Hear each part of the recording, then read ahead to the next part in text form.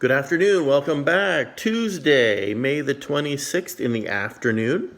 We're going to follow up on yesterday's lesson. I've now returned all the Citizens Handbook writing assignments. I got almost all of them. People are actually getting more punctual. That's with the good weather. I'm a little surprised, but that's good. If you're a little behind, though, do get them in. It's important that you get them in. This is a follow-up on yesterday's lesson on the Charter of Rights and Freedoms. Very important lesson. You need to know your rights as a Canadian citizen. And they're there in the Charter. There are many more, but those are the highlights. The police know all this stuff, but a lot of Canadians don't. And sometimes you don't get to have full access to your individual rights and freedoms because you just don't know what they are. For any of you who have signed up for grade 11 law next year in law class, there's a couple of classes. I think I'll be teaching one of them. We go into more depth on what your rights and freedoms are, and if you do ever end up getting arrested by the police, how should you behave, what rights do you have, how can you protect yourself, and so on. For today in civics, we're going to follow up and test that charter. How does that apply to our laws? So you should see that I have uploaded a document for you to read called Issues of Discrimination and the Charter of Rights and Freedoms. And there you will read 4 cases, summaries of 4 cases. All 4 of them are real cases. These weren't made up by a textbook publisher. They were real cases where someone felt that they were wronged in some way, that their rights and freedoms were discriminated against, and so they went to court hoping to get whatever it is that they were hoping to get.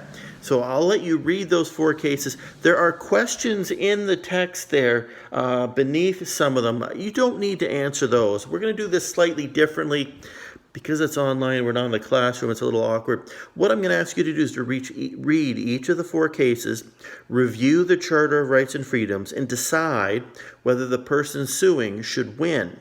And if you do believe they should win, which article in the Charter of Rights and Freedoms says that they should win? If you can't find something there, then they don't win. So this is not personal opinion. You have to find this in the text that we were looking at yesterday, the Charter of Rights and Freedoms. So there are 4 cases. The first one involves Mr. Singh. He's of the Sikh religion. Sikhs are required as part of their faith to carry certain items with them at all times, including a steel blade. And you can see how that might be construed as a weapon.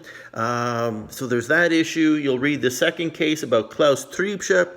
He's a young guy, university student, wants to rent an apartment. Landlady doesn't want to rent to some young guy. Geez, he's going to party, he's going to wreck my place.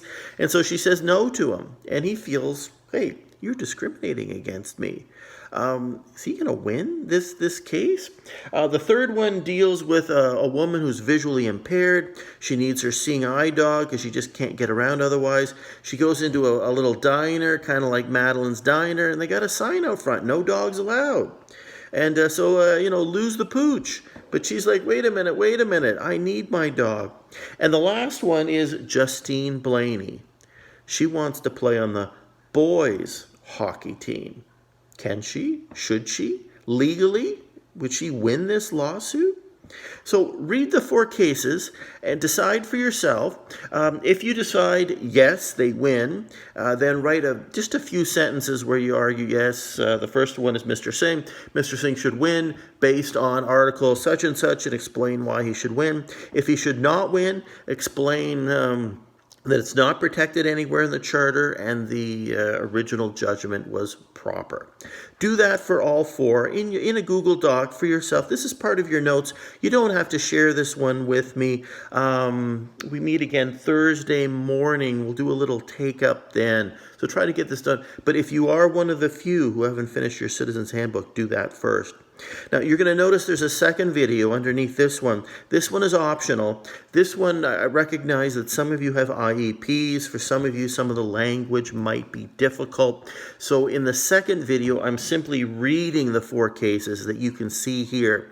If that's not an issue for you, you don't even have to look at that video. But if that's helpful, then listen to that second video while you're reading along. Alrighty? Take care. Bye-bye.